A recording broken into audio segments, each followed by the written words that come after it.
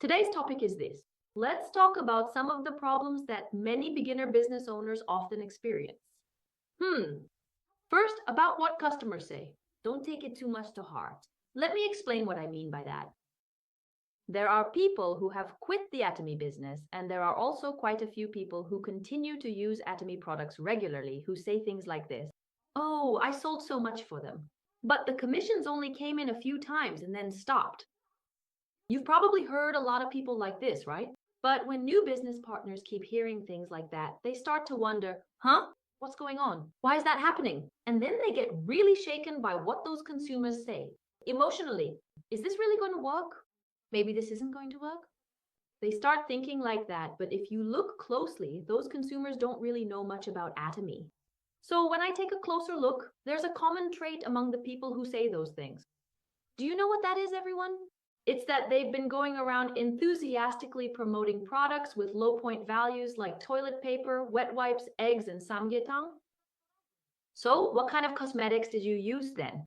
What about health supplements? Which ones did you take? When I ask that, they say they don't know about those, but they used wet wipe. Oh, I like eggs.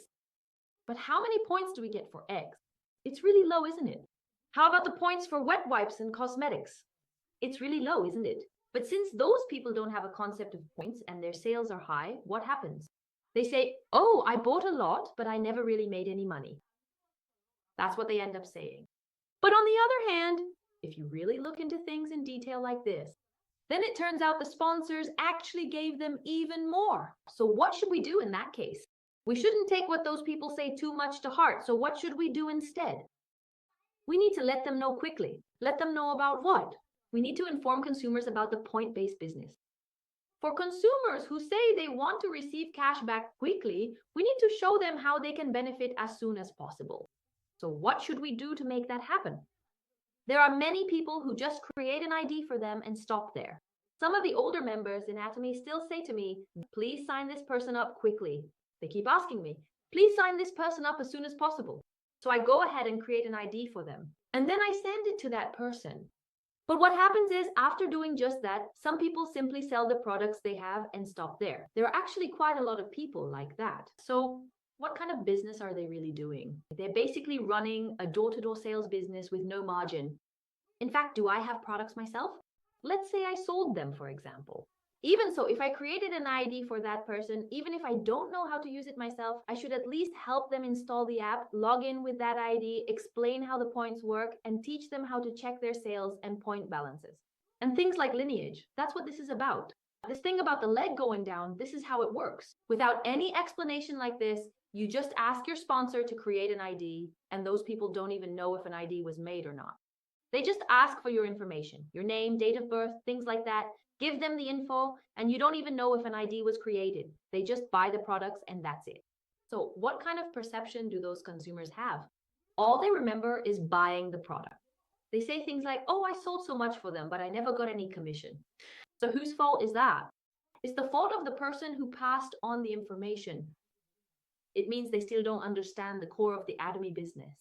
But surprisingly, there are still so many Atomy business people who do things this way, you know? Now, everyone here today wants to succeed in Atomy. You're all business partners, right? So people who are running the business say this. Sponsors do this. Successful people say this. For example, with small amounts, since this is a point-based business, right?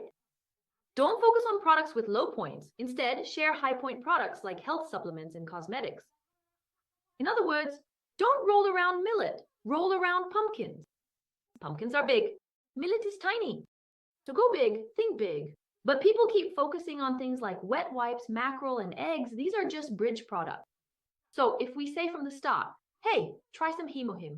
If you tell them to try Hemohim right away, since it has a certain price point, what happens? It might feel burdensome, right? So what acts as a bridge to gently open up the consumer's mind? It's a light product. What kinds of things are there? Things like foam cleansers, toothpaste, toothbrushes, and wet wipes. These are all light products.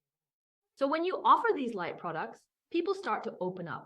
If they think, oh, this product is pretty good, then from that point on, you need to keep the momentum going and introduce more products. But people tend to just stick with that one thing. For follow-up, if someone has started using the foam cleanser, then the next product should keep coming in. You need to keep introducing these products to the consumers. You have to keep guiding consistently until they become true Atomy fans and fully switch over from their usual stores. But how long should you keep guiding them? You need to keep following up until they start ordering at least 5%. There are even consumers like this right now. They've signed up, but they say, oh, there's no money in it for me. There are even people who say, just compensate me with products instead. Some say, I don't need anything else. Don't even give me points. I just signed up. But because the cashback doesn't come quickly, they ask to be compensated in other ways. So was it in 2010 or 2020? I'm still accommodating those who signed up just the way they want. Customer management means doing things the way the customer wants. So what does that mean for them? To me, they're not a business partner. So I can allocate the sales they've generated to someone else, right? So that person still keeps contacting me separately even now on a regular basis. So what about that person? Since they're getting the consumer benefits they want, they keep passing things along just as they wish. So they say to me, oh, I heard things are going well for you. I heard you're doing really great. I told next year I'll be making 2 million a month. Huh? Then they said, oh, then can you help me out a bit more? Something like that. I said, well, I help you because you were one of the early members. I told them, I don't do that for just anyone. And they said, well, you did everything I wanted, didn't you? So they said, all right. They said, yes, so let's both work hard. I won't quit. But then they end up quitting all the time. But why am I still helping that person? There's only one reason, everyone. It's to help keep the sponsor above them in place. That's what's important, everyone. What I'm doing is actually for my partners' customers. In the end, they're technically my customers too. But even if it meant a loss for me, I still helped them get what they wanted. But what is my one thought in all this? I realize that I'm helping to support my partners so they can maintain their position right now. As long as that doesn't change, everything runs smoothly. And the customers don't leave either. So as a result, there are customers, loyal users, side hustlers, active business partners, and passionate business partners. All kinds of people are steadily increasing. You get it, right? So even though I never said that those people are doing really well, their sponsors above them end up benefiting because of them. So people say, hey, these days, ㅡㅡㅡㅡ, the Sharon Rosemaster, is on another level. She's hit it big. People are going to talk about it, right? So that person keeps calling me saying, hey, I heard things are going really well for you. And because of that, they start introducing me to even more people and become more proactive. You understand, right? Now, secondly, you absolutely have to explain the business for people to introduce others to you. Everyone, you want passionate partners who will run alongside you, just like yourself, right? So if you want partners who are as driven as you are, you need to explain the business. But what do most people usually do? They just hand over the product, that's all. I keep telling you this over and over. What people hear is different each time. Everyone is at a different stage. So you end up only talking about what you're comfortable with, everyone. So people who have experienced the effects of the product can talk about it effortlessly, but try explaining the marketing side. When you hear it, you think you know, but when you're asked to explain, you can't do it. Try it yourself, everyone. You really won't be able to do it. That's why you need to talk about it a lot, over and over. But when we talk about explaining the business, it doesn't mean you have to go into all the details about the 300,000 points and explain everything minutely. As we develop our consumer base, we have to keep expanding it. So if you want to get introduced to new customers, you need to change their perception. What does that mean? With Atomy, there is no membership fee. There are no monthly maintenance fees either. So as you go up through unlimited levels globally, there will be people who are better at selling, better at giving lectures, and better at speaking than you. When you explain this, people realize, oh, Atomy is different from other network marketing companies. So because I trust this company, even if I don't do the business myself, I feel comfortable introducing other people to it. I start to think it's okay to refer others. That's why you must always explain the business. But even after repeatedly saying this, most people just keep handing out free gifts and delivering products. There are just too many people like that. Honestly, those of you who have talked to a lot of people might wonder, why isn't this working? That's what they say. For those who have talked to a lot of people, this feels familiar. But for those who haven't, it just doesn't come naturally. I'm the same way. I haven't studied the products in detail either. I just sell them based on the results I've experienced. So I don't really know the ingredients or the details that well. But there are people who know all that, and they're incredibly meticulous. So it's good to focus on what you're good at and what you're confident in, but you have to remember that you need to explain the business in order for people to introduce others. Otherwise, the number of members you have just won't keep increasing. If you always have just 10 members and it's always the same people, what happens to your system income? It only happens within that small group. So what happens if that water becomes stagnant? The water will rot. That's why fresh water needs to keep flowing in. Just like water doesn't rot when it keeps moving, you need to keep bringing in new people and new products so that things keep growing. That's why I think it's even more important to keep increasing the number of members. Next, let me tell you how I approach this. You know, it can be a bit inconvenient to keep going back to meet someone again and again after the first meeting. So what I do is, right after explaining that there's no initial membership fee or maintenance fee, I help them install the app on the spot. After installing the app, I show them the prices and points, and then I also show them the left and right legs. If there are any members registered under them, I show how the number of members and customers has increased. Then people usually say, wow, are Atomy products really this good and affordable? And their reaction is often, oh, the points are high too. But sometimes there are cases like this. One of the things people often misunderstand is, so how much do I have to buy? Or how much do I need to purchase for this point to turn into money? That's the kind of question they ask. But until they actually ask that question, everyone, you really don't need to explain everything in advance. Why? Because it's complicated. We have to match both the left and right sides, right? But most people, for example, if it's 50,001 in cash and 25,000 points in points, that's 50%, right? And then they go, wow, that's a lot. Isn't that what they'd say? So you could just stop right there. Oh, it's not like they're giving you the full 50%. There are people who say things like that. Honestly, nobody listens. They just don't listen. They just think, oh, I didn't realize I earned so many points for what I spent. Then they'll probably switch to a different store, right? And as they keep doing that, they're like, huh? But then how does the cashback work? Huh? So what should I do to actually benefit as a consumer? Even if that person asks me about it later, it's not too late. If I try to explain everything too quickly from the start, let's say, for example, they suddenly think it's 50%. But in the end, even if the points are 50%, that's not how it works with left-right matching, right? But if I bring it up before they even ask, they'll just be like, oh, really? Then their desire to buy might suddenly drop. In a way, this is a strategy, a marketing strategy.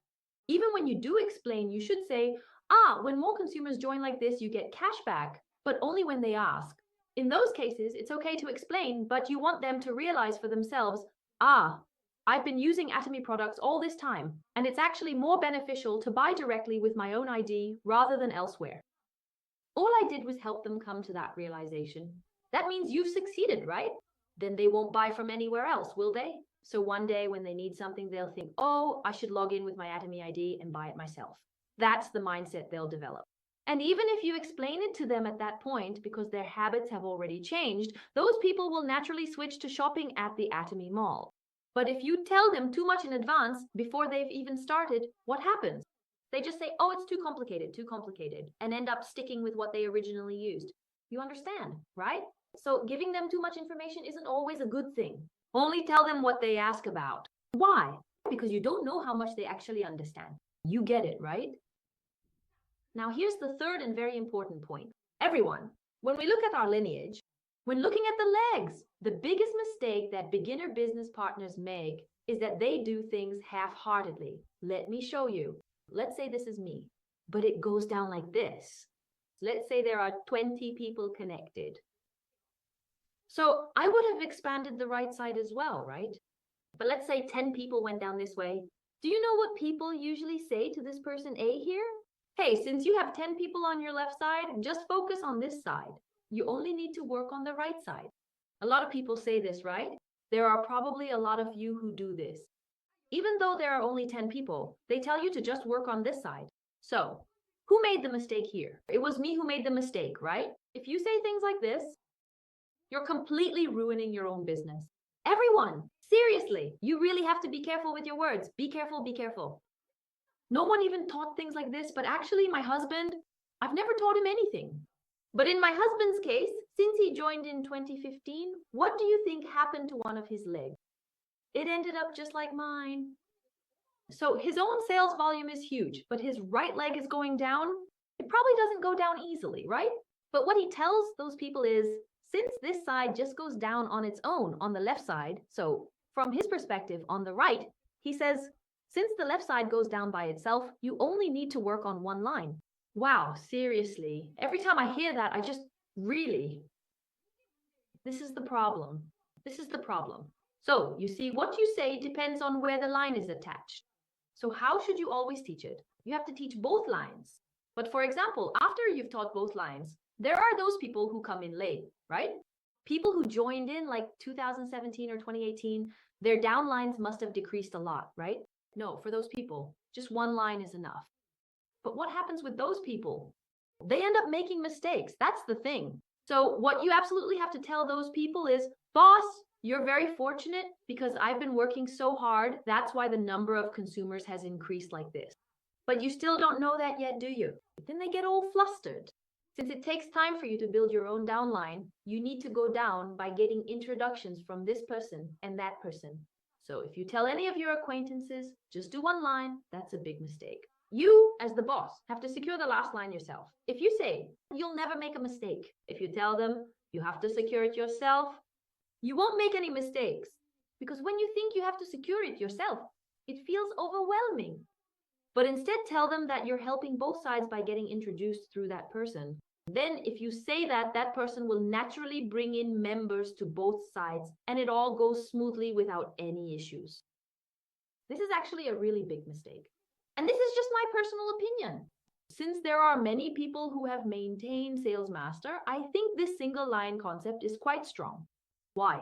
Because you can achieve Sales Master just through sales volume, achieving the rank. So as long as I do well, it's just about each person doing their best. I think this kind of mindset is pretty strong. So if this person doesn't perform as well as expected, then you move the line again. And if they still don't do well, then you move them further down. And I think that's what happened. But if you get into the habit of doing that, your partners will learn to do the same. Do you know when you'll end up regretting it? When a Sharon Rose master tries to go auto, from what I see, even for an auto diamond master, you just need to nurture 4 good leaders, 2 on each side. So since there aren't that many lines, if each person manages just one line and things run smoothly, there's no problem. But when you're aiming for auto Sharon, then on both of your lines, so for Sharon Rose Diamond and Diamond Masters, there's no problem, but the issue starts to spread among the sales masters and then the semi-sales masters on those 2 lines. How? They're not very good at it. So let me draw out the lineage for you. But if I keep teaching them to just keep moving things around, what happens when those people are always shifting things? I end up not being able to maintain my rank. Even if you want to become an Auto Sharon or a Sharon Rose Master, you might be missing a team leader, a Diamond Master, or maybe you just can't get a Sales Master. But usually what happens if you can't get a Diamond Master? It takes a long time again. So here's the thing. That's why I always say you have to teach 2 lines. Let's say you have 2 Diamond Masters on each side.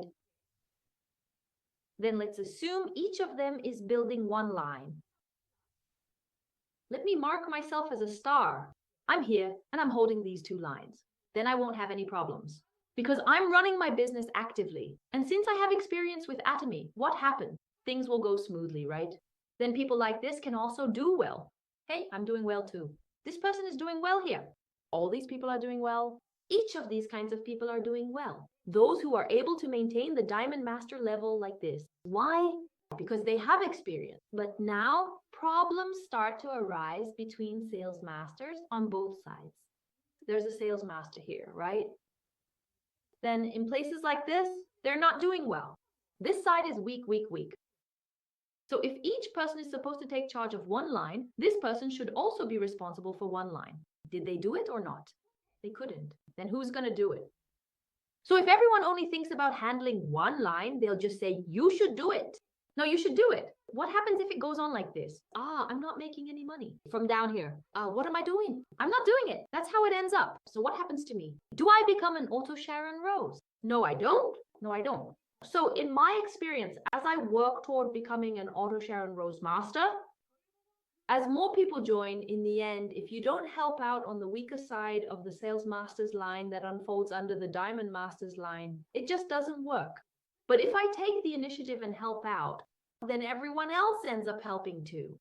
In the end, people who stick to this one-line concept may become auto sales masters, but they will never become auto diamond masters, Sharon Rose masters, star masters, or imperial masters. You understand what I mean, right? That's what I've been feeling these days. For example, in my case, I'm helping out across multiple lines right now, but my partners still aren't able to handle multiple lines yet. When they try a little, I wonder, why can't they do it? There are all these conflicts that come up, but when there are too many people, even I can't take care of everything. So I've realized that if you don't really understand the concept of handling two lines, these kinds of problems keep happening. Lately, I've noticed that people who are really stuck on the single line mindset are running into even more issues. You know what I mean, right? But what happens if you just move everyone over? No one is able to maintain things. That's what happens. And what do you think will happen if you manage to pull this off? As my rank continues to grow significantly and climb ever higher, my rewards steadily increase, and even more generous sponsors are eager to support and actively help me in my endeavors. So actually, the more I do, it's not that my sponsors abandon me. They actually get more involved and proactive, everyone. Why is that? Because this is a matter of survival. But what if I'm not good at it? Then what happens? Even if the sponsor wants to help, you're always dissatisfied. In that case, they end up leaving. That's why I always say you need to attract your sponsor. But now, everyone, there's something like this.